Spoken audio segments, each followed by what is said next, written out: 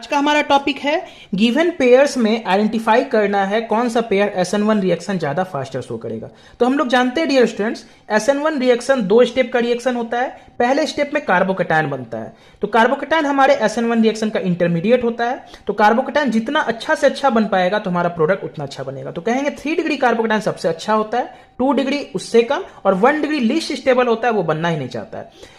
तो given reaction में हम लोग चेक करेंगे क्या कार्बोकैटायन बन रहा है, और अगर बन रहा है तो क्या अच्छा कार्बोकैटायन बन रहा है। तो बोलेंगे जितना अच्छा कार्बोकैटायन हमारा बनेगा प्रोडक्ट उतना अच्छा होगा, यानी कि SN1 रिएक्शन उसमें उतना अच्छा हमारा शो होगा। ठीक है, तो यहां पे जैसे दो क्वेश्चन है, जैसे फॉर एग्जांपल फर्स्ट क्वेश्चन में ये और में दिया हुआ है, तो पहले वाले में कौन SN1 ज्यादा फास्टर शो करेगा। तो बोलेंगे तो ये 1 डिग्री अल्काइल हाइड और ये कितना डिग्री अल्काइल हाइड है, 2 डिग्री।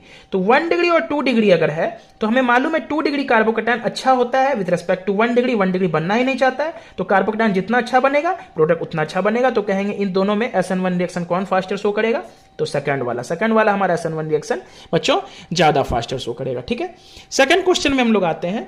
इसमें ये 3 डिग्री अल्काइल हाइड है और ये हमारा 1 डिग्री अल्काइल हाइड है। 3 डिग्री और 1 डिग्री में कंपेयर करना है, तो 3 डिग्री तो बहुत अच्छा कार्बोकैटायन बनता है, तो इसका मतलब इसका प्रोडक्ट बहुत अच्छा बनेगा। और 1 डिग्री लीस्ट स्टेबल होता है, और SN1 रिएक्शन में कार्बोकैटायन ही डिसाइड करता है कि कौन सा हमारा फास्टर शो करेगा। तो SN1 हमारे सेकंड क्वेश्चन में फर्स्ट पेयर हमारा मतलब ये वाला हमारा ज्यादा अच्छा SN1 शो कर रहा है।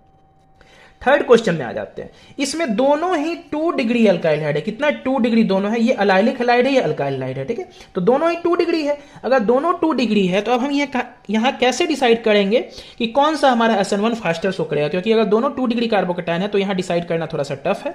तो हम लोग कहेंगे कार्बोकैटायन जो बनता है उसकी स्टेबिलिटी को चेक करते हैं। तो दोनों 2 डिग्री है, ये वाला कार्बोकैटायन हमारे पाई बॉन्ड के साथ रेजोनेंस में है, और हम जानते हैं कि रेजोनेंस स्टेबलाइज्ड कार्बोकैटायन हमारा मच मोर स्टेबल होता है विदाउट रेजोनेंस स्टेबलाइज्ड। यहां पे कोई रेजोनेंस नहीं है, यहां पे रेजोनेंस है, तो ये कार्बोकैटायन हमारा अच्छा बन रहा है। इसका मतलब ये वाला प्रोडक्ट हमारा फास्टर बनेगा, यानी कि SN1 रिएक्शन इसमें फास्टर शो होगा।